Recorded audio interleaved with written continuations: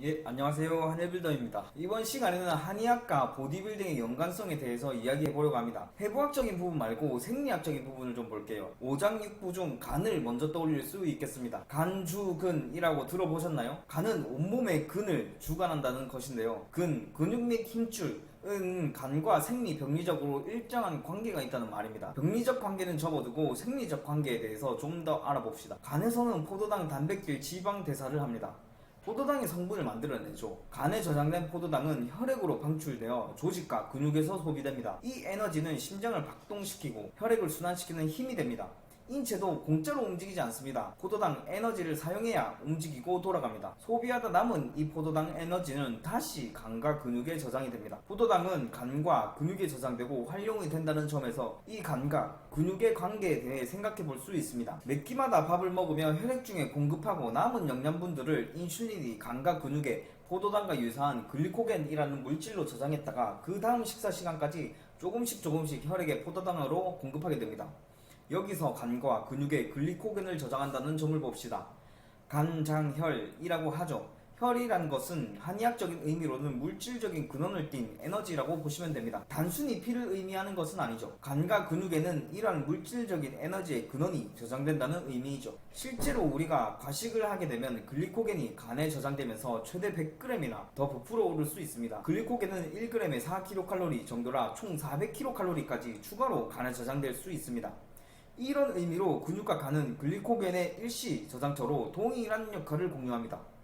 한의학에서 말하는 간, 주, 근,은 이런 의미로도 해석해 볼 수 있겠습니다. 근육이 많으면 살이 잘 찌지 않나요? 에 대한 해답도 될 수 있습니다. 여분의 에너지를 근육의 글리코겐 형태로 더 많이 저장할 수 있다면 당연히 지방으로 전환되는 에너지의 양도 줄일 수 있겠죠. 기초 대사량이라는 기준만으로 근육이 많아도 근육으로 인해 소모되는 칼로리는 적으니 근육량은 그 부분에 대해 큰 의미가 없다는 결론은 허점이 많죠. 근육이 분비하는 마이오카인, 이 에너지 대사에 관여하는 부분도 매우 중요합니다. 마이오카인 중 아이리신은 백색 지방을 갈색 지방으로 바꾸어 지방을 연료로 태우도록 도와줍니다. 그렇다면 이러한 간의 기능이 강한 목양체질, 모금체질인 사람들은 어떨까요? 체질적으로 근육이 잘 붙습니다. 물질적인 에너지를 저장하고 에너지 대사 능력이 뛰어나기 때문입니다. 그렇다 보니 목체질에서 보디빌더나 파워리프터들이 많이 있겠죠. 물질적 대사 능력은 뛰어난 반면 호흡 능력이 약합니다. 그리하여 말이 많지 않고 과묵한 편인 사람들이 많죠. 반대로 금음 체질인 사람들은 호흡을 통해 들어온 에너지들을 잘 활용하는 능력이 뛰어나겠죠. 그렇다 보니 이 금체질에서 마라토너가 있을 수 있겠죠. 목체질인 사람들은 간이 강하게 타고났습니다.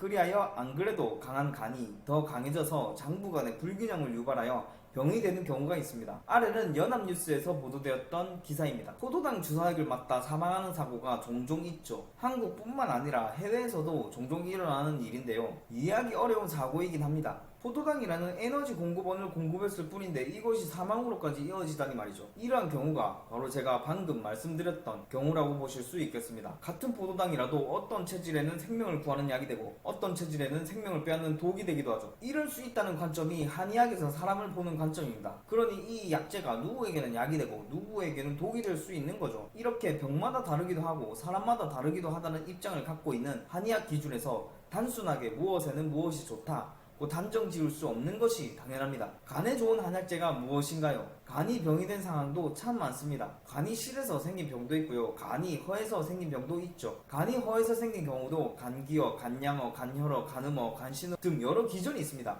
이를 고려하지 않고 간이 안 좋을 땐 칡을 드십시오 할 수가 없는 것이죠. 화끈하게 결론을 못 내어서 참 죄송하게 생각합니다. 굳이 이제 결론을 드리자면 상황을 좀 한정짓도록 하겠습니다. 웨이트를 너무 열심히 해서 병적으로 과로한 상황일 때, 근육의 영양 공급이 충분히 되고 있지 않을 때 백작약을 다려 드시면 좋습니다. 양리학적 기전을 보시면 여러 종류의 당, 점액질, 유기산과 미량 미네랄이 많이 함유되어 있다. 영양 부족으로 인한 증상을 완화할 수 있다.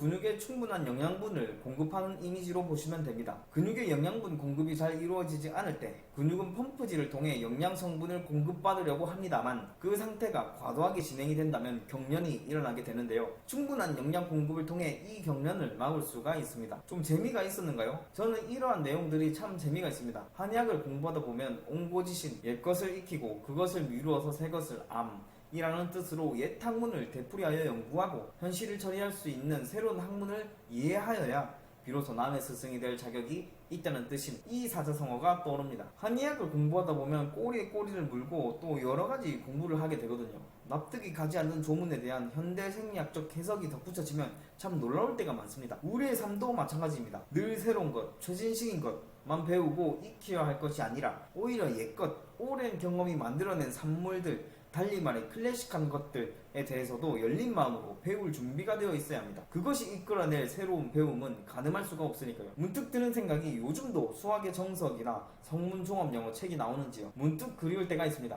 시청해주셔서 감사합니다.